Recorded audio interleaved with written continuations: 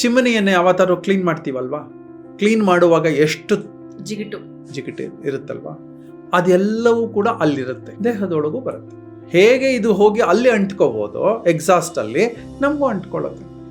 ಆ ಅಂಟ್ಕೊಂಡಿದ್ದೇನಾಗುತ್ತೆ, ಲಂಗ್ಸು ಮತ್ತು ಹಾರ್ಟು ತೊಂದರೆ ಕೊಡ್ಲಿಕ್ಕೆ ಶುರು ಮಾಡುತ್ತೆ, ಬ್ಲಾಕೇಜ್ ಆಗುತ್ತೆ. ಬೋಂಡಾ ಬಜ್ಜಿ ಮಾಡ್ತಾ ಮಾಡ್ತಾ ಅವ್ರಿಗಿದ್ದದ್ದು ಅರೌಂಡ್ ಒಂದು 12/18 ರೂಮ್ ಇತ್ತು. ಅಂದರೆ ಒಂದು ಅಂಗಡಿ ಅದು, ಅಲ್ಲೇ ಪ್ರಿಪೇರ್ ಮಾಡೋರು, ಕಟ್ಟಿ ಕೊಡೋರು, ಒಳ್ಳೆ ಸಂಪಾದನೆ. ಆದರೆ ಅದರಲ್ಲಿ ಹಿರಿಯರು ಹೋಗ್ಬಿಟ್ರು ಬೇಕು. ಯಾಕೆ? ಅವ್ರ ಕಣ್ಣಿಗೆ ಏನು ಕಾಣುತ್ತೆ, ರಿಫೈನ್ಡ್ ಆಗಿ ಕಾಣಿಸ್ತಾ ಇದೆ, ಪ್ಯಾಕ್ಡ್ ಆಗಿ ಬರ್ತಾ ಇದೆ, ಇದು ನೀಟ್ ಆಗಿದೆ ಅಂತ ಅವರ ಕಣ್ಣಿಗೆ, ಅವರ ಮನಸ್ಸಿಗೆ. ಆದರೆ ನನಗೆ ಗೊತ್ತಿದೆ, ಮತ್ತೆ ನನ್ನಂತ ಬೇಕಾದಷ್ಟು ಜನಕ್ಕೆ ಗೊತ್ತಿದೆ, ಗಾಣದ ಎಣ್ಣೆಯ ಕ್ವಾಲಿಟಿನೇ ಬೇರೆ, ರಿಫೈನ್ಡ್ ಆಯಿಲಿನ ಕ್ವಾಲಿಟಿನೇ ಬೇರೆ. ಮನೆಯಲ್ಲಿ ಪದಾರ್ಥ ಇರುವವರು ರುಚಿಗೆ ಯಾವತ್ತಾದ್ರೂ ಒಂದಿನ ಹೋಟೆಲ್ ನಿಮ್ಮ ಜೀವನ ಆಗ್ಬಿಟ್ರೆ ಹಾಸ್ಪಿಟ್ಲು ನಿಮ್ಮ ಜೀವನ ಆಗ್ಲೇಬೇಕು. ನೀವು ಇನ್ ಪರ್ಟಿಕ್ಯುಲರ್ ಬದಲಾವಣೆ ಅಂತ ನಿಮಗೆ ಅನ್ಸದ ಮೇಲೆ, ಗೊತ್ತಾದ ಮೇಲೆ, ಅಥವಾ ಮೊದಲಿಂದಾನು ಹೀಗೆ ಅಂದರೆ ಜನರಲ್ ಆಗಿ ಕಂಪೇರ್ ಮಾಡಿದ್ರೆ ಏನೇನು ಬದಲಾವಣೆಗಳನ್ನ ಮನೆಯ ವಸ್ತುಗಳಲ್ಲಿ ತಂದ್ಕೊಂಡಿದ್ದೀರಾ, ಅಡಿಗೆ ಮನೆಯ ವಸ್ತುಗಳಲ್ಲಿ? ಮೊದಲನೇದು,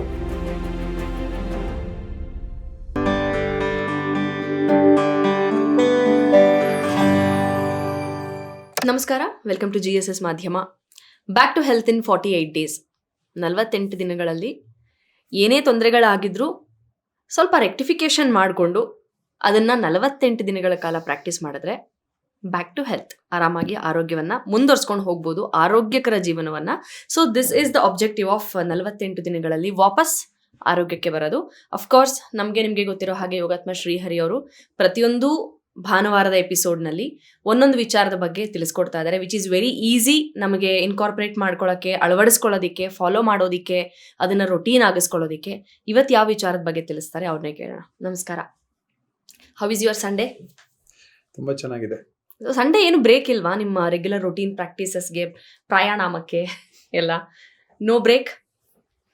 ಪ್ರಾಣಾಯಾಮ ಬೈದು ಆಮೇಲೆ ಕನ್ಫ್ಯೂಸ್ ಆಗ್ಬಿಡ್ತಾರೆ, ಇವಳಿಗೆ ಹೇಳಕ್ ಬರಲ್ಲ ಅಂತ. ನಮ್ಮ ಆರೋಗ್ಯದ ಗುಟ್ಟು ಇನ್ನು ಎಲ್ಲೆಲ್ಲಿ ಅಡಗಿದೆ? ತಪ್ಪು ಊಟಗಳಲ್ಲಿ.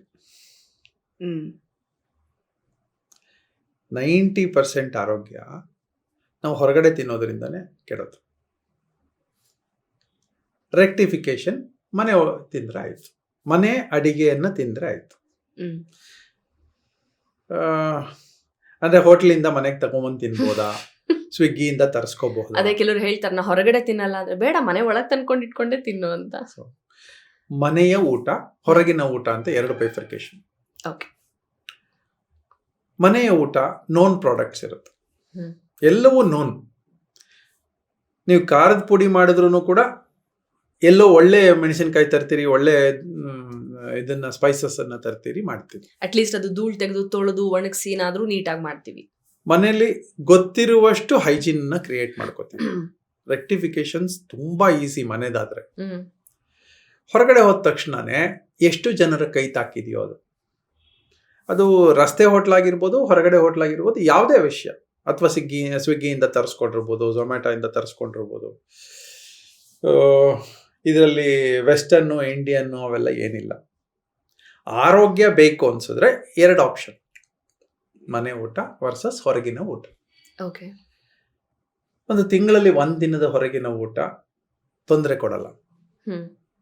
ಒಂದು ತಿಂಗಳಲ್ಲಿ 1 ದಿನದ ಮನೆಯ ಊಟ, ಮಿಕ್ಕಿದ 29 ದಿನದ ಹೊರಗಿನ ಊಟ ಡೆಫಿನೆಟ್ಲಿ ತೊಂದರೆ ಕೊಡುತ್ತೆ. ನನ್ನ ಸ್ನೇಹಿತ ಮನೇಲಿ ಏನು ಮಾಡಿಸ್ತಾನೆ ಇರಲಿಲ್ಲ, ಕೈ ತುಂಬಾ ಸಂಬಳ ಬರೋದು, ಯಾವಾಗಾದ್ರೂ ಆರ್ಡರ್ ಮಾಡೋರು, ಯಾವಾಗ ಆರ್ಡರ್ ಮಾಡಿದ್ರು ಮನೆಗೆ ಆರ್ಡರ್ ಬರೋದು. ನಾ ಹೇಳ್ತಾರದು ಒಂದು 20 ವರ್ಷದಿಂದ ಈಚೆಗೆ 20 ವರ್ಷ ಅವ್ರು ಅಭ್ಯಾಸ ಮಾಡಿದ್ದಾರೆ. ಅವ್ರಿಗೆ ಹೊರಗಿನ ಊಟ ಅಭ್ಯಾಸ ಆಗೋಯ್ತು. ಮನೆಯವ್ರು ಇಲ್ಲ, ಮನೆಯವ್ರು ಎಲ್ಲೋ ಇದ್ದಾರೆ, ಇವ್ರಿಗೆ ಮಾಡ್ಕೊಳಕ್ ಬೇಜಾರು. ಸೊ ಮನೆ ಊಟ ನಿಂತೋಯ್ತು. ಹೊರಗಿನ ಊಟವೇ 4 ಸಲ ಹಾರ್ಟ್ ಅಟ್ಯಾಕ್ ಆಗಿದೆ, ಮಂಡಿ ಚಿಪ್ಸ್ ಸೌದೋಗಿದೆ. ತುಂಬ ಏನೋ ಜಾಸ್ತಿ ವಯಸ್ಸಲ್ಲ, ಅರೌಂಡ್ 57-58 ಇಯರ್ಸ್. ಆರೋಗ್ಯ ಪೂರ್ಣ ಕೆಟ್ಟಿದೆ, ಮಲ್ಟಿಪಲ್ ಆರ್ಗನ್ ಫೇಲ್ಯೂರ್. ಈಗ ನೋಡ್ಕೊಳ್ಳಿಕ್ಕೆ ಜನ ಇಲ್ಲ, ಅವ್ರ ಹತ್ರ ದುಡ್ಡು ಇಲ್ವಾ? ಯಾವಾಗ ಆರೋಗ್ಯವಾಗಿರ್ತೀರಿ ಅವಾಗ ನಿಮ್ಗೆ ಕೆಲಸ ಸಿಗುತ್ತೆ, ಕಾಂಟ್ರಾಕ್ಟ್ ಸಿಗುತ್ತೆ, ಓಡಾಡ್ತೀರಿ, ಕೆಲಸ ದುಡ್ಡು ಬರುತ್ತೆ, ಎಲ್ಲ ಫೈನ್. ಯಾವಾಗ ಆರೋಗ್ಯ ಕೆಟ್ಟೋಯ್ತೋ ಯಾರೋ ನಮ್ಮನ್ನ ಹತ್ರ ಸೇರ್ಸಲ್ಲ. ಪ್ರೊಡಕ್ಟಿವ್ ಇರಕ್ಕಾಗಲ್ವಲ್ಲ. ಸೇರಿಸೋದಿಲ್ಲ. ಸೇರಿಸದೇ ಇದ್ಮೇಲೆ ವ್ಯಾಪಾರವೂ ಇಲ್ಲ, ಕೆಲಸನೂ ಇಲ್ಲ, ವ್ಯಾಪಾರವೂ ಇಲ್ಲ, ದುಡ್ಡು ಬರಲ್ಲ. ಅವತ್ತಿಂದ ಎಲ್ಲರ ರಿಜೆಕ್ಷನ್ ನಮ್ಮ ಮೇಲೆ. ಅದೇ ಟೈಮಿಗೆ ಆರೋಗ್ಯ ಕೆಡುತ್ತೆ. ಒಂದು ಕೆಡಲ್ಲ, ಮಲ್ಟಿಪಲ್ ಕೆಡ್ತಾ ಹೋಗುತ್ತೆ. ಒಂದೇ ಒಂದು ಕರೆಕ್ಷನ್, ಹೊರಗಿನ ಊಟ, ಮನೆ ಊಟನ ಗಮನ ಕೊಟ್ಟು ನೋಡಿದ್ರೆ ಆಯ್ತು. ನನ್ನ ಕನ್ಸರ್ನು ಮೆಜಾರಿಟಿ ವರ್ಕಿಂಗ್ ಕ್ಲಾಸಲ್ಲಿ ಮನೆಯ ಊಟ ಆರೋಗುತ್ತೆ ಅಂತ ಅನ್ಕೊಂಡು 30 ರೂಪಾಯಿ ತಾನೆ, 40 ರೂಪಾಯಿ ತಾನೆ ಒಂದು ಬಿರಿಯಾನಿ ಸಿಗುತ್ತೆ, ಬಿಸಿಯಾಗಿ ಸಿಗುತ್ತೆ ಅಂತ ಅನ್ಕೊಂಡು ಯಾರು ಬೇಕಾದ್ರೂ ಗೂಗಲ್ ಮಾಡ್ಬೋದು. ಮೆಜಾರಿಟಿ ಜನ ಅಲ್ಯೂಮಿನಿಯಂ ಬಳಸ್ತಾರೆ. 90% ಜನ ಅಲ್ಯೂಮಿನಿಯಮೇ ಬಳಸೋದು ಅಡಿಗೆ ಪ್ರಿಪೇರ್ ಮಾಡೋಕ್ಕೆ, ಮಾಸ್ ಪ್ರಿಪರೇಷನ್ಗೆ. ಒಂದು ದೊಡ್ಡದು ಅಲ್ಯೂಮಿನಿಯಂ ಅನ್ನುವಂಥ ಪದಾರ್ಥ ಅಫೋರ್ಡೆಬಲ್ ಎಲ್ರಿಗೂ ಪಾತ್ರೆಗಳನ್ನು ತಗೊಳಕ್ಕೆ. ಆದರೆ ಅಲ್ಯೂಮಿನಿಯಂ ಬಳಸ್ತಾ ಮೈ ಕೆಡ್ತಾ ಬರುತ್ತೆ. ಅಲ್ಯೂಮಿನಿಯಂ, ಇಂಡಾಲಿಯಂ ಇವೆಲ್ಲವೂ ಅಷ್ಟೇ. ಕಬ್ಬಿಣ ತಕ್ಕ ಮಟ್ಟಿಗೆ ನಮಗೆ ಆರೋಗ್ಯವನ್ನು ಕೊಡುತ್ತೆ. ಸ್ಟೀಲ್ ಆದ್ರೆ ನಮಗೆ ಆರೋಗ್ಯ ಕೆಡಲ್ಲ. ಆದರೆ ಸ್ಟೀಲ್ ಬಳಸಲಿಕ್ಕೆ ಎಲ್ಲರ ಕೈಲೂ ಆಗಲ್ಲ. ಮತ್ತೆ ಮೆಜಾರಿಟಿ ಅನ್ಹೈಜೀನ್ ಕಂಡೀಷನ್ಸ್ ಅಲ್ಲಿ ಅಡಿಗೆಯನ್ನು ಪ್ರಿಪೇರ್ ಮಾಡ್ತಾರೆ. ನಾನು ಯಾರ ವಿರುದ್ಧ ಅಲ್ಲ. ಹೋಟೆಲ್ ಅಥವಾ ಯಾವುದೇ ಆದ್ರೂ ಕೂಡ ಒಳ್ಳೆ ಹೋಟ್ಲುಗಳು ಅವರು ಕುಕ್ಕುಗಳು ಚೆನ್ನಾಗಿಟ್ಟಿರ್ತಾರೆ, ಹೈಜೀನ್ ಕಂಡೀಷನ್ಸ್ ಇರುತ್ತೆ, ನೀಟಾಗಿ ಪ್ರತಿ ಸಲ ನೀಟ್ ಮಾಡ್ತಾರೆ. ನೀಟ್ ಮಾಡೋಕ್ಕೆ ಎಷ್ಟೋ ಕಡೆ ಅವಕಾಶಗಳಿರಲ್ಲ, ಪರ್ಟಿಕ್ಯುಲರ್ಲಿ ರೋಡ್ ಹೋಟ್ಲುಗಳಲ್ಲಿ ಅವಕಾಶ ಇರಲ್ಲ. ಅವ್ರಿಗೆ ಪಾಪ ನನಗೆ ಬಿಟ್ಬಿಡಿ ಅಥವಾ ನಾವೇನೋ ತಿನ್ನೋರಿಗೆ ಬಿಟ್ಬಿಡಿ, ಅವ್ರಿಗೂ ಅನ್ಹೈಜೀನ್ ಕಂಡೀಷನ್ಸ್ ಅಲ್ಲೇ ಇರ್ತಾರೆ. ಒರೆಸ್ಕೊಳ್ಳೋಕ್ಕೆ ನೀರಿರಲ್ಲ, ಕೈ ತೊಳೆಯೋಕ್ಕಿರಲ್ಲ, ಏನಿರಲ್ಲ, ಅವ್ರು ಏನೋ ಅಡ್ಜಸ್ಟ್ ಮಾಡ್ಕೊಂಡಿರ್ತಾರೆ. ಅದು ಅವರ ಉದ್ಯೋಗ, ನನ್ನ ಅಭ್ಯಂತರ ಇಲ್ಲ. ಆದರೆ ಯಾರ್ಯಾರು ಆರೋಗ್ಯವನ್ನೇ ನೋಡಬೇಕು ಅಂತ ಹೊರಟಿದ್ದೀರಿ ಅವಾಯ್ಡ್ ಮಾಡ್ಕೊಂಡ್ರೆ ಒಳ್ಳೇದು. ನಂಗೆ 30 ರೂಪಾಯಿಗೆ ಸಿಗುತ್ತೆ, 40 ರೂಪಾಯಿಗೆ ಸಿಗುತ್ತೆ ಅಂತ ಅನ್ಕೊಂಡು ನಾವು ಯಾವಾಗ ಹೋಗ್ತೀವಿ ಅವಾಗೆಲ್ಲ ಆರೋಗ್ಯ ಕೆಡಕ್ಕೆ ಡೆಫಿನೆಟ್. ಕಾಸ್ಟ್ ಆಫ್ ಆರೋಗ್ಯ ತುಂಬ ತುಂಬ ಹೈ. ನನಗೆ ಗೊತ್ತಿರುವಂತಹ ಒಬ್ಬರು ಬೋಂಡಾ ಬಜ್ಜಿ ಮಾಡೋರು, ನಿಮ್ಗೆ ಗೊತ್ತಿರ್ಬೇಕಿಲ್ಲೇನೆ. ಬೋಂಡಾ ಬಜ್ಜಿ ಮಾಡ್ತಾ ಅವ್ರಿಗಿದ್ದದ್ದು ಅರೌಂಡ್ 12/18 ರೂಮ್ ಇತ್ತು. ಅಂದರೆ ಒಂದು ಅಂಗಡಿ, ಅದು ಅಂಗಡಿನಲ್ಲಿ ಅಲ್ಲೇ ಪ್ರಿಪೇರ್ ಮಾಡೋರು, ಕಟ್ಟಿಕೊಡೋರು, ಒಳ್ಳೆ ಸಂಪಾದನೆ. ಆದರೆ ಅದರಲ್ಲಿ ಹಿರಿಯರು ಹೋಗ್ಬಿಟ್ರು ಬೇಗ. ಯಾಕೆ? ಆ ಗಾಳಿಯನ್ನ ಕುಡಿದು ಕುಡಿದು ಕುಡಿದು ಕುಡಿದು ಲಂಗ್ಸ್ ಎಲ್ಲ ಕಟ್ಕೊಂಡ್ಬಿಡುತ್ತೆ. ಈಗ ನಾವು ಚಿಮ್ನಿ ನೋಡಿದೀವಾ? ಹೌದು. ಚಿಮನಿಯನ್ನೇ ಯಾವತ್ತಾರು ಕ್ಲೀನ್ ಮಾಡ್ತೀವಲ್ವಾ?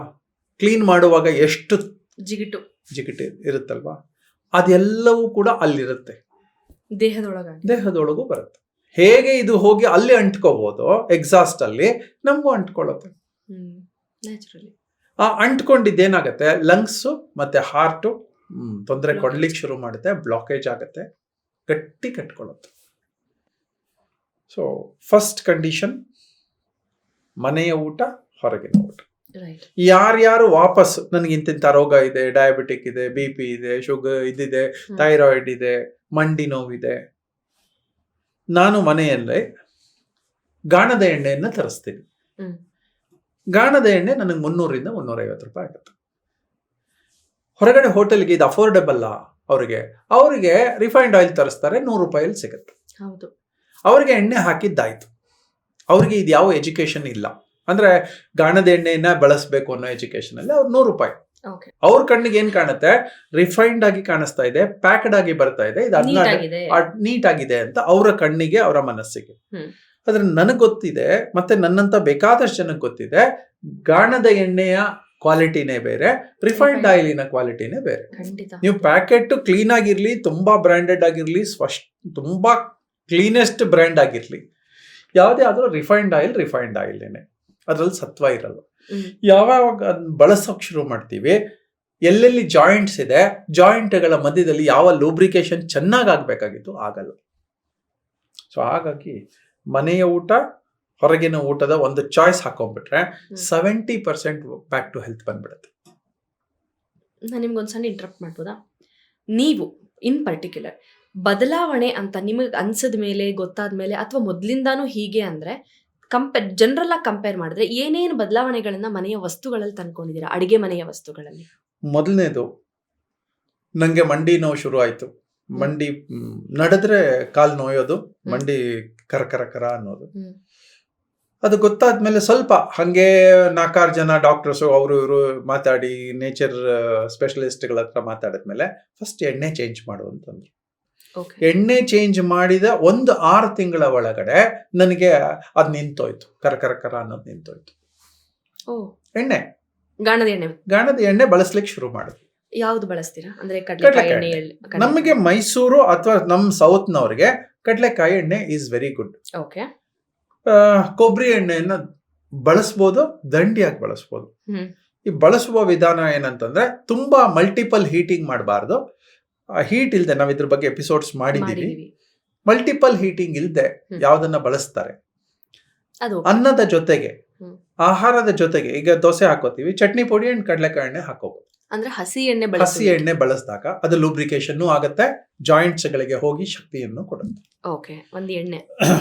ಅಕ್ಕಿಯನ್ನ ನಾರ್ಮಲ್ ಅಕ್ಕಿ, ಬಿಳಿ ಅಕ್ಕಿ ವರ್ಸಸ್ ಒಂದು ಕೆಂಪಕ್ಕಿಯಲ್ಲಿ ಗ್ರೇಡಿಂಗ್ಸ್ ಶುರು ಆಗತ್ತೆ. ಸ್ವಲ್ಪ ಜಾಸ್ತಿ ಕೆಂಪಿದ್ದಷ್ಟು ಒಳ್ಳೆ. ಅಂದ್ರೆ ಹಸ್ಕಿರ್ಬೇಕು, ಮೇಲ್ಗಡೆ ಒಂದು ಪದರ ಇರುತ್ತಲ್ಲ, ಅದು ಪದರ, ಅದು ಒಂದು ಶಕ್ತಿ. ಅದರಲ್ಲಿ ತುಂಬಾ ಕೆಂಪು ಬರುತ್ತೆ, ಕಪ್ಪಕ್ಕಿನೂ ಬರುತ್ತೆ. ಅದೇನ್ ನೀವು ಇಷ್ಟು ತಿನ್ಬೇಕಾಗಿಲ್ಲ. ನಾವು ನಾರ್ಮಲ್ ಅಕ್ಕಿ ಇಷ್ಟು ತಿಂತೀವಿ, ಅದ್ರಲ್ಲಿ ಇಷ್ಟು ತಿನ್ನಕ್ ಆಗೋದು ಅಷ್ಟೇನೆ. ಅದರ ಸತ್ವನೂ ಜಾಸ್ತಿ ಇದೆ, ಕಮ್ಮಿ ಸೇರುತ್ತೆ. ಡೈಜೆಷನ್ ಮೇಲೆ ಸ್ಟ್ರೈನ್ ಬೀಳಲ್ಲ, ಮತ್ತೆ ಅಗದು ತಿಂತೀವಿ. ಈ ರೆಗ್ಯುಲರ್ ಅಕ್ಕಿಯನ್ನ ನಾವು ಅಗಿಯಲ್ಲ, ನುಂಗುತ್ತೀವಿ. ಒಂದು ತುತ್ತು ಬರ್ತಾ ಇದೆಯೇನೋ, ಒಳಕ್ ಹೋಗೋಷ್ಟ್ರೊಳಗೆ ಇನ್ನೊಂದು ತುತ್ತು ಬಂದ್ಬಿಟ್ಟಿರುತ್ತೆ. ಕರೆಕ್ಟ್. ಸೊ ಹಾಗಾಗಿ ನಾವು ಅಗೀತಾ ಇಲ್ಲ. ಸ್ಟ್ರೈನ್ ಎಲ್ಲಿ? ಹೊಟ್ಟೆಗೆ. ಸ್ಟ್ರೈನ್ ಎಲ್ಲಿರ್ಬೇಕಾಗಿತ್ತು? ಹಲ್ಲಿಗೆ ಇರ್ಬೇಕಾಗಿತ್ತು. ಹಲ್ಲಿಗಿರುವ ಸ್ಟ್ರೈನು ಹೊಟ್ಟೆಗೆ ಆಗ್ತಾ ಇದೆ. ಇಲ್ಲಿ ಆದ್ರೆ ನಂಗೆ 1 ನಿಮಿಷದ ಅಗಿಯುವಿಕೆ ಮ್ಯಾಕ್ಸಿಮಮ್. ಇಲ್ಲಿ ಆಯ್ತಂದ್ರೆ 2 ಅವರ್ನ ಅಗಿಯುವಿಕೆ. ಅಲ್ಲೂ ಅಗಿಯೋದೇ ಇಲ್ಲ, ಆಗ್ಬೇಕಾಗಿರೋ ಕೆಲಸ ಸೀದಾ ಇಲ್ಲ ಆಗ್ತಾ ಇದೆ. ಸ್ಟ್ರೈನ್ ಜಾಸ್ತಿ ಆಗ್ತಾ ಇದೆ. ಓಕೆ. ಮತ್ತೆ ದಂಡಿಯಾಗಿ ಕೊಡ್ತಾ ಇದೀವಿ. ನಮಗ್ ಬೇಕಾಗಿದ್ದದ್ದು ಎಷ್ಟು ಉಂಡರೇನು ಪುಷ್ಟಿ ಮೈಗಾಗುವುದು, ಮುಷ್ಟಿ ಪಿಷ್ಟವು ತಾನೆ. ಇಷ್ಟೇ ಬೇಕಾಗಿದ್ದದ್ದು ನಾವು ಇಷ್ಟು ಕೊಡ್ತಾ ಇದೀವಿ. Because the tasty. ಮನೆಯ ಊಟದಲ್ಲಿ ಟೇಸ್ಟಿ ಇರಲ್ಲ, ಹೊರಗಡೆ ಊಟದಲ್ಲಿ ಟೇಸ್ಟಿ ಇರುತ್ತೆ. ಸೊ ಬಿರಿಯಾನಿಗಳು, ಮಸಾಲೆಗಳು ಯಾವ್ಯಾವ್ದು ಚೆನ್ನಾಗಿರುತ್ತೆ, ನಾಲಿಗೆಗೆ ಸಿಕ್ಕಾಪಟ್ಟೆ ರುಚಿ. ಆ ನಾಲಿಗೆ ರುಚಿ ಯಾವ್ದು ತುಂಬಾ ಚೆನ್ನಾಗಿರುತ್ತೆ, ಆರೋಗ್ಯಕ್ಕೆ ಕೆಡ್ತಾ ಬಂದಿದೆ ಅಂತಾನೆ ಅರ್ಥ. ಯಾರಿಗೋ ವಿಧಿನೇ ಇಲ್ಲ, ಮನೇಲಿ ಯಾರೂ ಇಲ್ಲ, ಮನೇಲಿ ಮಾಡ್ಕೊಳಕ್ ಅವಕಾಶವೂ ಇಲ್ಲ, ಸ್ಟವ್ ಇಟ್ಕೊಳಕ್ ಜಾಗ ಇಲ್ಲ, ಅವ್ರು ಹೋಟೆಲ್ಗೆ ಹೋಗೋದು ಸಹಜ. ಆದ್ರೆ ಮನೆ ಇರುವವರು, ಮನೆಯಲ್ಲಿ ಪದಾರ್ಥ ಇರುವವರು ರುಚಿಗೆ ಯಾವತ್ತಾದ್ರೂ ಒಂದಿನ ಹೋಗಿ ಹೋಟೆಲ್ಗೆ. ಹೋಟೆಲ್ ನಿಮ್ ಜೀವನ ಆಗ್ಬಿಟ್ರೆ ಹಾಸ್ಪಿಟ್ಲು ನಿಮ್ ಜೀವನ ಆಗ್ಲೇಬೇಕು. 2 ಹೆಚ್ಚು. ಮೆಡಿಸನ್ ನಮ್ ಜೀವನ ಆಗ್ಲೇಬೇಕು. ಅವಾಗ ಅಡಿಗೆ ಮನೇನೆ ನಮ್ಮ ಮೆಡಿಕಲ್ ಫ್ಯಾಕ್ಟ್ರಿನೂ ಹೌದು, ಮೆಡಿಕಲ್ ಶಾಪು ಹೌದು. ಅದೇ ಹಾಸ್ಪಿಟಲ್, ಅದೇ ಮೆಡಿಕಲ್ ಶಾಪ್, ಅದೇ ನಮಗೆ ಎನರ್ಜಿ, ಅದೇ ಔಷಧಿ. ಅಲ್ಲಿ ಏನ್ ಸರಿಗಿರುತ್ತೆ ಅದ್ರ ಮೇಲೆ ನಮ್ಮ ಆರೋಗ್ಯ ಪ್ಲಸ್ ಜೀವನ. 2ನೇ ಕರೆಕ್ಷನ್ ಅಕ್ಕಿ ಮಾಡ್ಕೊಂಡೆ, ಸಕ್ಕರೆ ನಿಲ್ಲಿಸ್ದೆ, ಬೆಲ್ಲ ಅಂತ ಶುರು ಮಾಡಿದೆ. ಆಮೇಲೆ ಗೊತ್ತಾಯ್ತು ಬೆಲ್ಲದಲ್ಲೂ ನಿಮಗೆ ಅಡಲ್ಟ್ರೇಟೆಡ್ ಅನ್ಅಡಲ್ಟ್ರೇಟೆಡ್ ಇದೆ ಅಂತ. ಕ್ರಮೇಣ ಆ ಬೆಲ್ಲ ಮತ್ತೆ ಸಿಹಿಯನ್ನ ಅವಾಯ್ಡ್ ಮಾಡ್ಲಿಕ್ಕೆ ಶುರು ಮಾಡಿದೆ. ಇವತ್ತು ನನಗೆ ಬೆಲ್ಲ ಮತ್ತೆ ಸಕ್ಕರೆ ನನ್ನ ಮೈ ಸೇರೋದು ವೆರಿ ವೆರಿ ವೆರಿ ರೇರ್. ಮೊದಲನೇದಾಗಿ ಅನಾವಶ್ಯಕವಾಗಿ ಹೋಟೆಲ್ಗೆ ಹೋಗಿ ಊಟ ಮಾಡಲ್ಲ. ಮನೆಯಲ್ಲಿ ಅವಕಾಶ ಇದ್ರೆ ಯಾರು ಫ್ರೆಂಡ್ಸ್ ಬರ್ತಾರೆ, ಅವ್ರು ಬರ್ತಾರೆ ಅಂತ ಮನೆಗೆ ಕರಿತೀನಿ, ಅಥವಾ ನಾನೇ ಅವ್ರ ಮನೆಗೆ ಹೋಗ್ತೀನಿ. ಸೊ ವಾಪಸ್ ಬ್ಯಾಕ್ ಟು ರೂಟ್ಸ್ ಅಂತ. ಇದೆಲ್ಲ ಮನೆಯಲ್ಲಿ ಖರ್ಚಾಗತ್ತೆ, ಹೊರಗಡೆ ಜಾಸ್ತಿ ಖರ್ಚಾಗತ್ತೆ. ಅಲ್ಲಿ ಖರ್ಚಿನ ಜೊತೆ ಆರೋಗ್ಯ ಕೆಡುತ್ತೆ, ಇಲ್ಲಿ ಖರ್ಚಿನ ಜೊತೆ ನಂಗೆ ಆರೋಗ್ಯ ಬರುತ್ತೆ. ಸೊ ಹಾಗಾಗಿ ಕೆಲವು. ಆಮೇಲೆ ಇನ್ನೇನು, ಟೀ ಕಾಫಿ ನಿಲ್ಲಿಸ್ಬಿಡ್ತೀನಿ, ಮತ್ತೆ ಹಾಲು ನಿಲ್ಲಿಸ್ಬಿಟ್ಟೆ, ಮಜ್ಜಿಗೆ ಬಳಸ್ತೀನಿ. One of the major reasons ಹಾಲು. ಯಾಕೆ ಅಂತಂದ್ರೆ ನಾವು ಗೊತ್ತಿರೋ ವಿಷಯನೇ, ಹಾಲು ನಾರ್ಮಲಿ ಒಂದು ಹಸು ಒಂದು 3-4 ಲೀಟರ್ ಕೊಡೋ ಅಷ್ಟಾಗತ್ತೆ. ಆದ್ರೆ ಇವತ್ತಿನ ಹಸುಗಳು ಅದಕ್ಕೇನು ಕೊಡ್ತಾರ ಗೊತ್ತಿಲ್ಲ ನಂಗೆ, ಏನು ಒಂದು 20-25 ಲೀಟರ್ ಅಷ್ಟು ಹಾಲು ಕರಿಯತ್ತೆ. ನ್ಯಾಚುರಲ್ ಆಗಂತೂ ಆಗಲ್ಲ, ಅನ್ಯಾಚುರಲ್ ಹಾಲು ಅದು. ಮತ್ತೆ ಇವತ್ತು ಡೈರಿಗಳಿಗೆ ಹೋಯ್ತು ಅಂದ್ರೆ, ಈಗ ಯಾವ್ದೋ ಒಂದು ನಮ್ಮನೆ ಪಕ್ಕದಲ್ಲಿ ಒಂದು ಹಸು ಇದೆ, ಒಂದು 4-6 ಹಸು ಇಟ್ಕೊಂಡಿದ್ದಾನೆ, ಅವರೇ ತಂದು ಕೊಡ್ತಾರೆ. ಹೆಚ್ಚಂದ್ರೆ ಅವ್ರು ಅಡಲ್ಟ್ರೇಟ್ ಏನ್ ಮಾಡಿದ್ರೆ ಏನಂತ ನೀರ್ ಹಾಕಿರ್ಬೋದು ಅಷ್ಟೇ, ಒದಗಿಸಿರ್ತಾರೆ ಅಷ್ಟೇ. ಆದ್ರೆ ಕೆಮಿಕಲ್ಗಳು ಇಲ್ಲ ಅನ್ನೋದು ನಮ್ಗೆ ಗೊತ್ತಾಗತ್ತೆ. ಇಲ್ಲಿ ಏನಾಗುತ್ತೆ, ಆ ಹಸು ರೋಗದ ಹಸುನೋ ಅಲ್ವೋ ನಂಗೆ ಗೊತ್ತಿಲ್ಲ. ಸೊ ಆ ಎಲ್ಲ ಹಾಲುಗಳು ಮಿಕ್ಸ್ ಆಗೇ ಇದೆ. ಆ ಹಾಲಿನ ಪ್ರಾಡಕ್ಟ್ಸ್ ಏನು? ಹಾಲು, ಮಜ್ಜಿಗೆ, ಮೊಸರು, ಬೆಣ್ಣೆ, ತುಪ್ಪ. ಸೊ ಸೀರೀಸ್ ಆಗಿ ಅದ್ರಲ್ಲಿ ನೆಗೆಟಿವ್ ಇನ್ಫಾರ್ಮೇಷನ್ನೇ ಇರುತ್ತೆ, ಅಥವಾ ನೆಗೆಟಿವ್ ಪದಾರ್ಥಗಳೇ ಇರುತ್ತೆ. ಆರೋಗ್ಯ ಕೆಡುವಂತಹ ಪದಾರ್ಥಗಳು. ಕೆಮಿಕಲಿ ನಾನು ಡಿಫೈನ್ ಮಾಡಲಿಕ್ಕೂ ಹೋಗಲ್ಲ, ಬರುತ್ತೆ, ಅದಕ್ಕೆ ಡಿಫೈನ್ ಮಾಡೋದು ಬೇಡ. ಸೊ ಹಾಲನ್ನು ಅವಾಯ್ಡ್ ಮಾಡಿದ ತಕ್ಷಣ ನಂಗೆ ಆರೋಗ್ಯ ವಾಪಸ್ ಬಂತು. ಹಾಲು ಯಾವಾಗ ಒಳ್ಳೇದು? ಗೊತ್ತಿರುವ ಹಸು, ಅವಾಗ ಅದರಲ್ಲಿ ನಾವು ಡೈಲ್ಯೂಟೂ ಮಾಡಿ ತಗೋತೀವಿ, ಅವಾಗ ಒಳ್ಳೇದು. ಆ ಹಸುವಿನ ಹಾಲನ್ನ ಗೊತ್ತಿಲ್ಲದೆ ಇರುವ ಹಸುವಿನ ಹಾಲಿಗೆ ಟೀಗೆ ಹಾಕಿ, ಸಕ್ಕರೆ ಹಾಕಿ, ಕಾಫಿ ಪುಡಿ ಹಾಕಿ ಕುದಿಸಿ. ಸೊ ಇದೆಲ್ಲವೂ ನೇಚರ್ ವಿರುದ್ಧದ ಪ್ರೋಸೆಸ್. ನಾಲಿಗೆ ಖುಷಿ ಸಿಗ್ಬೋದಷ್ಟೇ, ಹೊಟ್ಟೆಗೆ ಆರೋಗ್ಯ ಚೆನ್ನಾಗಿರುತ್ತೆ, ಟೇಸ್ಟಿಯಾಗಿರುತ್ತೆ. ಅದಕ್ಕೊಂದ್ ಸ್ವಲ್ಪ ಟೀಗೆ ಶುಂಠಿ ಹಾಕಿ ಟೀ ಕೊಟ್ಟರೆ ತುಂಬಾ ಚೆನ್ನಾಗಿರುತ್ತೆ. ಆದ್ರೆ ಅದು ಅಪರೂಪಕ್ಕೆ ಇಟ್ಕೊಂಡ್ರೆ ಒಳ್ಳೇದು. ಊಟ ಆದ ತಕ್ಷಣ ಈ ಕಾಫಿ ಟೀ ಕುಡಿಯೋದಿದೆಯಲ್ಲ, ತಿಂಡಿ ಆದ ತಕ್ಷಣ ಕಾಫಿ ಟೀ ಕುಡಿಯೋದು, ಅದನ್ನ ನಿಲ್ಲಿಸಿದೆ. ನನ್ನ ಆರೋಗ್ಯ ತುಂಬಾ ಚೆನ್ನಾಗಿ ಹೋಯ್ತು. ಡೈಜೆಷನ್ ಪ್ರೋಸೆಸ್ನ ಡಿಸ್ಟರ್ಬ್ ಮಾಡುವಂತಹ ಪಾನೀಯ ಅದು. ತಿಂಡಿ ಆಗಿದೆ, ಹಾಗೂ ಕಾಫಿ ಟೀನೇ ಕುಡಿಬೇಕು, 1 ಗಂಟೆ ಆದ್ಮೇಲೆ ಕುಡೀರಿ, ತಕ್ಷಣ ಬೇಡ. ಹಂಗೂ ಕುಡಿಬೇಕು, ಇಷ್ಟುದ್ದ ಲೋಟದಲ್ಲಿ ಕುಡಿಯೋ ಬದಲು ಇಷ್ಟು ಲೋಟದಲ್ಲಿ ಕುಡಿಯಿರಿ. ಚೋಟ ಲೋಟನೇ ಇಟ್ಕೊಂಡ್ಬಿಡಿ, ಅಭ್ಯಾಸ ಮಾಡ್ಕೊಂಡು ಬನ್ನಿ. ಟೇಸ್ಟ್ಗೆ ಅಷ್ಟೇ ಬೇಕಿರೋದು ಅಂತ. ಸೊ ಹೀಗೆ ಬೇಕಾದಷ್ಟು ಕರೆಕ್ಷನ್ಸು. ಗೋಧಿಯ ಬದಲು ಇದು ಶುರು ಮಾಡಿದೆ, ಜವೆ ಗೋಧಿ ಶುರು ಮಾಡಿದೆ. ಗೋಧಿಯ ಬದಲು ರಾಗಿ ಬಳಸ್ಲಿಕ್ಕೆ ಶುರು ಮಾಡಿದೆ. ಗೋಧಿಯ ಬದಲು ಜೋಳ ಅಥವಾ ಮಿಲೆಟ್ಸ್ ಬಳಸ್ಲಿಕ್ಕೆ ಶುರು ಮಾಡಿದೆ. ಅವಾಗ ಎಲ್ಲ ಎಕ್ಸ್ಚೇಂಜ್ ಮಾಡ್ತಾ ಇರ್ತೀವಿ. ಕುಕ್ಕುಡ್ ಫುಡ್ಡಿನ ಬದಲು ರಾ ಫುಡ್ ಶುರು ಮಾಡ್ಕೊಂಡೆ. ರಾ ಫುಡ್ ಅಂದ್ರೆ ತರಕಾರಿಗಳು, ಹಣ್ಣುಗಳು. ಯಾವತ್ತೋ 21 ಊಟಗಳನ್ನ ಮಾಡ್ತೀವಿ, ಪ್ಲಸ್ ಮಧ್ಯದಲ್ಲಿ 2 ಊಟವನ್ನ ಏನಾದ್ರು ಒಂದು ಚಿಕ್ಕ ಊಟಗಳನ್ನ ಕೊಡ್ತೀವಿ. 1 ದಿನಕ್ಕೆ 5 ಅಂತಂದ್ರೆ 7 ದಿನಕ್ಕೆ ಎಷ್ಟಾಯ್ತು? 35 ಊಟಗಳಲ್ಲಿ ನಾವು ಫಸ್ಟ್ 14 ಊಟವನ್ನ ಬಿಟ್ರೆ, ಅಂದ್ರೆ ಇನ್ ಬಿಟ್ವೀನ್ ಕೊಡ್ತೀವಲ್ಲ, ಅದನ್ನ ಬಿಟ್ಟ ತಕ್ಷಣ ಆರೋಗ್ಯ ಬಂದ್ಬಿಟ್ಟು. ಟೀ ಟೈಮ್ ಬಂತು, ಟೀ ಜೊತೆ ಬಿಸ್ಕೆಟ್ ಕೊಟ್ವಿ. ನಾವ್ ಅನ್ಕೊಂಡ್ವಿ ಬಿಸ್ಕೆಟ್ ಒಳ್ಳೇದು. So actually biscuit and tea ಇದೆಯಲ್ಲ, ಇನ್ ಬಿಟ್ವೀನ್ ಒಳ್ಳೇದಲ್ವೇ ಅಲ್ಲ. ಆರೋಗ್ಯ ಕೆಡಕ್ಕೆ ಇದು ಒಂದು ಕಾರಣ. ಮಧ್ಯದಲ್ಲಿ ಎಲ್ಲೋ ಒಂದ್ ಕಡೆ ಬೆಳಗಿನ ಟೀ ಟೈಮ್ ಅಂಡ್ ಬಿಸ್ಕೆಟ್, ಸಂಜೆ ಟೀ ಟೈಮ್ ಅಂಡ್ ವಡೆನೋ, ಬಜ್ಜಿನೋ, ಬೋಂಡನೋ, ಇದು ಎಲ್ಲವೂ wrong combination, wrong time, wrong food. ಅದನ್ನ ಬಿಟ್ಟ ತಕ್ಷಣ ಆರೋಗ್ಯ ಬರುತ್ತೆ. ನಾ ಹೇಳ್ತಾ ಇರೋದು ಏನು ಮಾಡಬೇಡಿ ಅಂತ ಹೇಳ್ತಾ ಇದ್ದೀನಿ. ಅದ್ ಬಿಟ್ಟು ಮಿಕ್ಕಿದೆಲ್ಲ ಟ್ರೈ ಮಾಡ್ತಾ ಬರ್ಬೋದು, ಮಿನಿಮೈಸ್ ಮಾಡ್ತಾ ಬರ್ಬೋದು. ಅದು ಎಲ್ಲವೂ ಕೂಡ ಆರೋಗ್ಯಕ್ಕೆ ನಿಮ್ಮನ್ನು ವಾಪಸ್ ಕರ್ಕೊಂಡ್ ಬರುತ್ತೆ. ಗೊತ್ತಿಲ್ಲದೆ ಇರುವ ವಿಷಗಳಿದು, ವಿಷ, ಪಾಯ್ಸನ್ಸ್. ಆ ಪಾಯ್ಸನ್ಸ್ ನಿಲ್ಸಿದ್ರೆ ದೇಹಕ್ಕೆ ಆ ಪಾಯ್ಸನ್ ಕೊಡುವುದು ನಿಂತೋಯ್ತು. ಅದರಿಂದ ಆಗ್ತಾ ಇದ್ದಂತ negative informations, negative activity, negative ಆರೋಗ್ಯ ನಿಂತೋಯ್ತು. ಸೊ ಈ ಬ್ಯಾಕ್ ಪೈನ್ ಇರುತ್ತೆ ಅವ್ರಿಗೆ. ಬ್ಯಾಕ್ ಪೈನ್ ಅಂತಂದ್ರೆ ನಮ್ಮ ಡಿಸ್ಕ್ಗಳ ಒಳಗಡೆ ಒಂದು ಜೆಲ್ ಇರುತ್ತೆ, ರಸಗಳಿರುತ್ತೆ. ನಾವು ರಸಗಳು ತುಂಬುವಂತ ಆಹಾರ ಕೊಟ್ರೆ ಅದೆಲ್ಲ ಹೋಗಿ ಅದಕ್ಕೆ ಶಕ್ತಿ ಕೊಡುತ್ತೆ. ಕೆಲವು ಆಹಾರಗಳು ರಸವನ್ನ ಸೆಳ್ಕೊಳ್ಳುತ್ತೆ. ಈಗ ಅವಲಕ್ಕಿ ನೀವು ನೀರಿನಲ್ಲಿ ನೆನೆ ಹಾಕಿ ಸೆಳ್ಕೊಳ್ಳುತ್ತದು. ಉಪ್ಪಿಟ್ಟು ಎಷ್ಟು ನೀರು ಹಾಕಿದ್ರು ಸೆಳ್ಕೊಳ್ಳುತ್ತೆ, ರವೆ ಸೆಳ್ಕೊಳ್ಳುತ್ತೆ, ಚಪಾತಿ, ಡ್ರೈ ಚಪಾತಿ ಸೆಳ್ಕೊಳ್ಳುತ್ತೆ. ಆ ಸೆಳ್ಕೊಳ್ಳುವಂಥದ್ದು ಬ್ಯಾಕ್ ಪೈನ್ ಜಾಸ್ತಿ ಆಗುತ್ತೆ. ಸೊ ಸಾಧ್ಯ ಆದಷ್ಟು ಅದನ್ನ ಅವಾಯ್ಡ್ ಮಾಡಬೇಕು. ಹಾಗೇನಾದ್ರೂ ಕೊಟ್ಟಾಗ ಜಿಡ್ಡು ಜಾಸ್ತಿ ಕೊಡಬೇಕು. ಹೇಗೆ ಜಿಡ್ಡು? ಕುದಿಯುವ ಜಿಡ್ಡು ಆಗ್ಬಾರ್ದು. ಎಣ್ಣೆನೇ ಹಾಕಿ, ತುಪ್ಪನೇ ಹಾಕೊಳ್ಳಿ, ಆದ್ರೆ ಕುದಿಯೋದ್ರ ಜೊತೆಗೆ, ಒಗ್ಗರಣೆಯ ಜೊತೆಗೆ ಜಿಡ್ಡು ಆಗ್ಬಾರ್ದು. ಒಗ್ಗರಣೆ ಚಿಕ್ಕದಾಗಿ ಹಾಕಿ, ಅದರ ಮೇಲ್ಭಾಗದಲ್ಲಿ ಎಲ್ಲ ಮುಗಿದ ಮೇಲೆ ಜಿಡ್ಡು ಹಾಕಿ. ಸಣ್ಣ ಟೆಕ್ನಿಕ್ಸ್ ಅಷ್ಟೇ ಇವೆಲ್ಲ. ಇದು ನಾನು ಅನುಭವಿಸ್ತಾ ಇರುವಂತ ಟೆಕ್ನಿಕ್ಸ್. ನೀವು ಹೇಳ್ತಾ ಇರೋದು ಜಸ್ಟ್ ಒಂದು ಸಿಂಪಲ್ ಎಕ್ಸಾಂಪಲ್ ಅಂದ್ರೆ, ಚಪಾತಿ ಮಾಡುವಾಗ ಎಣ್ಣೆ ಹಾಕ್ತಿವಿ, ಬಟ್ ಪಂಜಾಬೀಸ್ ನೋಡಿ ಎಲ್ಲ ಮಾಡಾದ್ಮೇಲೆ ಬೆಣ್ಣೆನ ಮೇಲೆ ಹಾಕ್ತಾರೆ, ಕುಕಿಂಗ್ ಹಾಕಲ್ಲ ಅವರು. ಸೊ ಅಭ್ಯಾಸವನ್ನ ಹೀಟಿಂಗ್ಗೆ ಕಡಿಮೆ ಮಾಡಿ. ಜಿಡ್ಡು ಬೇಕೇ ಬೇಕು. ಇದು ಡ್ರೈ ಆಗಿರುತ್ತೆ, ಅದ್ರ ಜೊತೆ ಜಿಡ್ಡು ಸೇರಿದ್ರೇನೆ ಆಹಾರ ಮೂವ್ ಆಗೋದು. ಕರೆಕ್ಟ್. ಡ್ಯಾಮೇಜ್ ಆಗದೆ ಇರುವಂತ ಜಿಡ್ಡು ಸೇರಿದ್ರೆ, ಜಿಡ್ಡನ್ನ ಕೊಲೆಸ್ಟ್ರಾಲ್ ಅಂತ ದೂರ ಮಾಡಬೇಡಿ. ಕೊಲೆಸ್ಟ್ರಾಲ್ ಬಗ್ಗೆ ನಾನು ಆಲ್ರೆಡಿ ಮಾಡಿದ್ದೀನಿ. ಎಷ್ಟು ಹೀಟ್ ಮಾಡ್ತೀರಿ ಅದಷ್ಟು ಕೊಲೆಸ್ಟ್ರಾಲ್, ಬ್ಯಾಡ್ ಕೊಲೆಸ್ಟ್ರಾಲ್. ಹೀಟ್ ಇಲ್ಲದೆ ತಗೊಳ್ಳೋವಂಥದ್ದು ಗುಡ್ ಕೊಲೆಸ್ಟ್ರಾಲ್ ಅಂತ ತಿಳ್ಕೊಳ್ಳಿ.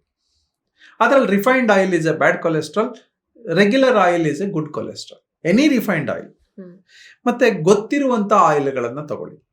ಅಂದ್ರೆ ನಮ್ದು ಇದು ಸೌತ್ ಇಂಡಿಯಾನಲ್ಲಿ ನಾವು 2-3 ಬಳಸ್ತೀವಿ ಅಷ್ಟೇ. ಒಂದು ಕೊಬ್ಬರಿ ಎಣ್ಣೆ ಬಳಸ್ತೀವಿ, ಇನ್ನೊಂದು ಕಡಲೆಕಾಯಿ ಎಣ್ಣೆ ಬಳಸ್ತೀವಿ. ಹಾಗೂ ಬೇಕಂದ್ರೆ ಎಳ್ಳೆಣ್ಣೆ ಬಳಸ್ಬೋದು ಆಹಾರದ ಜೊತೆಗೆ, ಒಂದೊಂದು ಸ್ಪೂನ್ ಹಾಕೊಂಡು ತಿನ್ಬೋದು. ಸೌತ್ ಇಂಡಿಯಾಗೆ ಸಾಸಿವೆ ಎಣ್ಣೆ ಬಳಸಲ್ಲ, ಅದು ಎಕ್ಸ್ಟ್ರೀಮ್ ಹೀಟ್ಸ್ ಅವು, ಅಲ್ಲಿ ಬಳಸ್ತಾರೆ.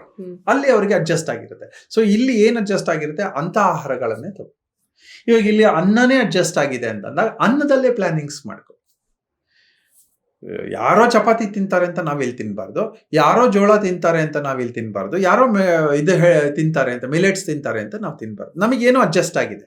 ಇಲ್ಲಿಯ ಹವಾಮಾನಕ್ಕೆ ಒಂದು ಸ್ಟೇಪಲ್ ಫುಡ್ ಅಂತ ಇರುತ್ತೆ, ಇಲ್ಲಿನ ಹವಾಮಾನಕ್ಕೆ ಬೆಳೆಯುತ್ತೆ, ಇಲ್ಲಿನ ಹವಾಮಾನಕ್ಕೆ ನಂಗೆ ಸೂಟ್ ಆಗುತ್ತೆ ಅಂತ ಆಹಾರಗಳನ್ನು ತಗೊಳ್ಳೋದು ಒಳ್ಳೇದು. ಮಿಲೆಟ್ಸ್ ತಪ್ಪಿಲ್ಲ, ಆದರೆ ಮಿತವಾಗಿ ಬಳಸಿ. ಮಿಲೆಟ್ಸ್ ಕೊಟ್ಟಾಗೆಲ್ಲ ಅದರ ಜೊತೆ ಜಿಡ್ಡನ್ನು ಕೊಡ್ಲೇಬೇಕು. ಗುಡ್ ಜಿಡ್ ಅಂದ್ರೆ ತುಪ್ಪ ಕೊಡಬಹುದು, ಎಣ್ಣೆ ಕೊಡಬಹುದು, ಅದು ಬೇಕದು. ಆ ಮಿಲೆಟ್ಸ್ ತುಂಬಾ ಡ್ರೈ, ಆ ಡ್ರೈ ಐಟಮ್ಸ್ಗೆ ಇದನ್ನ ಕೊಡಬೇಕು. ಹಾಗೆ ಬೇಕಾದಷ್ಟು ಈ ತರದ ಕರೆಕ್ಷನ್ಸ್. ಮಜ್ಜಿಗೆಯನ್ನು ಬಳಸ್ಬೋದು, ಜೇನುತುಪ್ಪವನ್ನು ದಿನಕ್ಕೊಂದ್ಸಲ ಬಳಸ್ಬೋದು, ಗುಡ್ ಜೇನುತುಪ್ಪ. ಜೇನುತುಪ್ಪದಲ್ಲಿ ಅಡಲ್ಟ್ರೇಟೆಡ್ ತುಂಬಾ ಬರುತ್ತೆ, ಚೀಪ್ ಇದೆ ಅಂತ ಯಾವುದೂ ಹೋಗೋಕೆ ಹೋಗ್ಬೇಡಿ. ಗೊತ್ತಿರುವ ರಿಸೋರ್ಸ್ ಅಲ್ಲೇ ಪರ್ಚೇಸ್ ಮಾಡಿ. ಬೇಕಾದಷ್ಟು ನೈಸರ್ಗಿಕ ಶಾಪ್ಸ್ ಇದೆ ನಮ್ಮಲ್ಲಿ, ಅಂತ ಶಾಪ್ಸ್ಗಳಿಗೆ ಹೋಗಿ ಸಿಗುತ್ತೆ. ಮಾಮೂಲಿಗಿಂತ ನಿಮ್ಗೆ ಒಂದು 10-20 ರೂಪಾಯಿ ಜಾಸ್ತಿ. ಇದನ್ನ ಹೀಗೆ ಜಾಸ್ತಿ ಆಯ್ತು ಅಂತಂದ್ರೆ ಪ್ರತಿಯೊಬ್ಬರ ಮನೆಯಲ್ಲಿ ಒಂದು ತಿಂಗಳಿಗೆ 1,000-2,000 ರೂಪಾಯಿ ಜಾಸ್ತಿ ಅಂತ ಅನ್ನಿಸ್ಬೋದು. ಗ್ರಾಸರಿ ರೇಟ್ 4 ಜನಕ್ಕೆ 2,000 ರೂಪಾಯಿ ಅಂದ್ರೆ ಒಬ್ಬರಿಗೆ 500 ರೂಪಾಯಿ. 500 ರೂಪಾಯಿ ಇಂಟು 12 6,000. ಒಂದು 10 ವರ್ಷ ಹೀಗೆ ಬಳಸಿದ್ವಿ, ನಮ್ಗೆ ಎಷ್ಟಾಗತ್ತೆ? 60,000 ರೂಪಾಯಿ ಆಗುತ್ತೆ ಅಲ್ವಾ? ಒಂದೇ ಒಂದು ವ್ಯಕ್ತಿಗೆ ಮಂಡಿ ಚಿಪ್ಸ್ ಸೌದೋದ್ರೆ ಖರ್ಚು ಎಷ್ಟು? 5 ಲಕ್ಷ ರೂಪಾಯಿ. ಸೊ ಯಾವ್ದು ಒಳ್ಳೇದು? ನಾವು ತಿಂಗಳ ಸ್ವಲ್ಪ ಜಾಸ್ತಿ ಮಾಡ್ಕೊಂಡು ಆರೋಗ್ಯ ಇಟ್ಕೊಳ್ಳೋದು ಒಳ್ಳೇದಾ, ಅಥವಾ ತಿಂಗಳ ಸೇವ್ ಮಾಡ್ಕೊಂಡು ವರ್ಷಕ್ಕೊಂದ್ಸಲ, ಒಂದು 5 ವರ್ಷಕ್ಕೊಂದ್ಸಲ ನಾವು 5 ಲಕ್ಷ ಕಟ್ ಮಾಡೋದು ಒಳ್ಳೇದಾ? ಬರೀ ಮಂಡಿ ಚಿಪ್ ಅಲ್ಲ, ಮಲ್ಟಿಪಲ್ ಆರ್ಗನ್ ಫೇಲ್ಯೂರ್ಸ್ ಆಗುತ್ತೆ. ನಾವು ಕೆಟ್ಟ ಆಹಾರ ಕೊಟ್ಟಷ್ಟು ಅದು ತಗೊಳ್ಳೋದಿಲ್ಲ, ಅದು ಡ್ಯಾಮೇಜ್ ಮಾಡ್ತಾನೆ ಹೋಗುತ್ತೆ. ಒಳ್ಳೆ ಆಹಾರಕ್ಕೆ ಯಾವಾಗಲೂ ಅದರ ಕಾಸ್ಟ್ ಇದ್ದೇ ಇದೆ. ಹಾಗೆ ಬೇಕಾದಷ್ಟು ಚೇಂಜಸ್ ಇದೆ. ನಾನು ಈಗ ಸದ್ಯಕ್ಕೆ ಇಷ್ಟು ಹೇಳಿದ್ದೀನಿ, ಮುಂದಿನ ಎಪಿಸೋಡಲ್ಲಿ ಇನ್ನೊಂದಷ್ಟು ಹೇಳ್ತೀನಿ. ಸೊ ನೀವು ಹೇಳ್ತಾ ಇರೋದು ಬ್ಯಾಕ್ ಟು ರೂಟ್ಸ್ ಅಂತ. ಮುಂಚೆ ನಮ್ಮ ಆಹಾರ ಪದ್ಧತಿ ಹೇಗಿತ್ತು, ಯಾವ ಥರ ಇತ್ತು, ಟೈಮಿಂದ ಹಿಡಿದು ಆಹಾರದ ತಿನ್ನುವ ರೀತಿ ಎಲ್ಲನೂ ಬ್ಯಾಕ್ ಟು ರೂಟ್ಸ್ ಅಂತಂದ್ರೆ ಅವಾಗ ನಮಗೆ ಆರೋಗ್ಯ ಅಂತ. ಮುಂದಿನ ಸಲ ಯಾವ ಸೀಸನ್ನಿಗೆ ಯಾವ ಆಹಾರ ಕೊಡಬೇಕು, ಯಾವ ಟೈಮಲ್ಲಿ ತಿನ್ಬೇಕು, ಹೇಗೆ ತಿನ್ಬೇಕು, ಎಷ್ಟು ತಿನ್ಬೇಕು, ಯಾವ ಕಾಂಬಿನೇಷನ್ಸ್ ಅಲ್ಲಿ ತಿನ್ಬೇಕು, ಯಾರು ಯಾವುದನ್ನ ತಿನ್ನಬಹುದು, ಯಾವ್ದು ತಿನ್ನಬಾರ್ದು, ದೇಹದ ಪ್ರಕೃತಿ ಹೇಗಿದೆ, ಇದೆಲ್ಲವೂ ಒಂದು ಮುಂದಿನ ಸೀರೀಸ್ ಅಲ್ಲಿ ಡಿಸ್ಕಸ್ ಮಾಡ್ಬೋದು. ಆಹಾರ ಈಸ್ ಮೆಡಿಸನ್, ಆಹಾರ ಈಸ್ ಎನರ್ಜಿ, ಆಹಾರ ಈಸ್ ಪಾಯ್ಸನ್, ಆಹಾರ ಈಸ್ ಅಮೃತ. ನಾವು ತಗೊಳ್ಳೋದು ನಮಗೆ entry point, major entry point ಬಾಯಿ.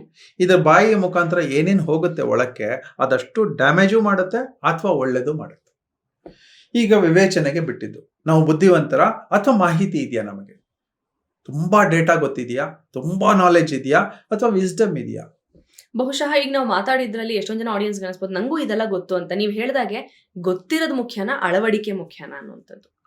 ಸೊ ಹಾಗಾಗಿ ಜನ ಆರೋಗ್ಯವಾಗಿದ್ದರೆ, ಒಂದು ಮನೆಯಲ್ಲಿ 4 ಜನ ಇದ್ದೀರಿ, ನಿಮ್ಮ ಮನೇಲಿ 4 ಜನ ಇದ್ದೀರಿ, 4 ಜನ ಆರೋಗ್ಯವಾಗಿದ್ದಾಗ ನಿಮ್ದು ಸುಖ ಸಂಸಾರ ಅಂತ. ಒಬ್ರಿಗೆ ಯಾರಿಗೋ ಆರೋಗ್ಯ ಕೆಡ್ತಾನೇ ಇರುತ್ತೆ. ಒಬ್ರಿಗೊಂದ್ಸಲ ಕೆಡುತ್ತೆ, ಇನ್ನೊಂದು ತಿಂಗಳಾದ್ಮೇಲೆ ಇನ್ನೊಬ್ರಿಗೆ ಕೆಡುತ್ತೆ, ಇನ್ನೊಂದು ತಿಂಗಳಾದ್ಮೇಲೆ ಇನ್ನೊಬ್ರಿಗೆ ಕೆಡುತ್ತೆ. ನೆಮ್ಮದಿ ಇದೆಯಾ?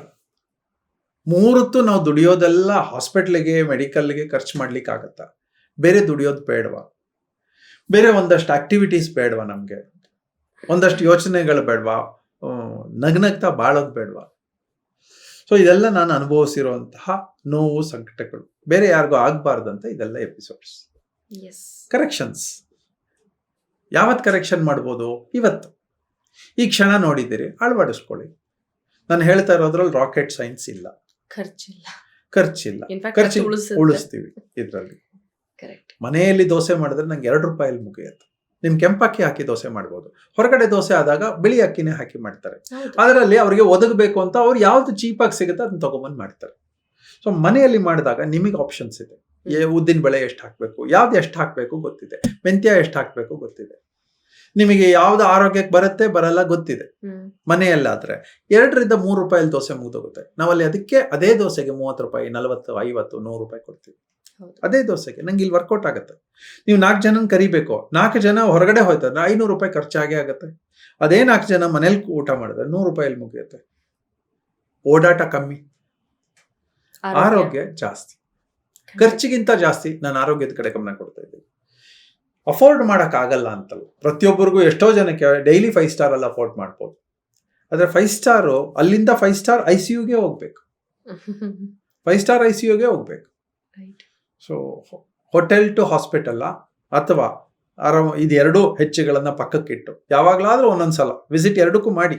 ಅವರು ಬದುಕಬೇಕು, ಆದರೆ ನಾವು ಬದುಕಬೇಕಲ್ಲ. ಇಲ್ಲ ಒಂದು ಕಡೆ ಒಬ್ಬರು ಸೀನಿಯರ್ ಡಾಕ್ಟರ್ ಒಬ್ಬರು ಹೇಳ್ತಾ ಇದ್ರು, ನಾವು ಡಾಕ್ಟರ್ಸ್ ಹತ್ರ ಹೋಗಬೇಕು, ಅವಾಗವಾಗ ಹೋಗ್ತಾ ಇರಬೇಕು, ಯಾಕೆಂದ್ರೆ ಅವ್ರು ಬದುಕಬೇಕಲ್ಲ ಅಂತ. ಡಾಕ್ಟ್ರೇ ಹೇಳ್ತಾ ಇದ್ದದ್ದು ಇದು.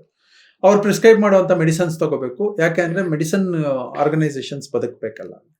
ಅದನ್ನು ತಗೊಂಡ್ಬಂದು ನೀವು ಡಸ್ಟ್ಬಿನ್ಗೆ ಹಾಕಬೇಕು, ಯಾಕೆಂದ್ರೆ ನೀವು ಬದುಕಬೇಕಲ್ಲ. ಇದು ಡಾಕ್ಟ್ರೇ ಹೇಳಿದಂಥದ್ದು.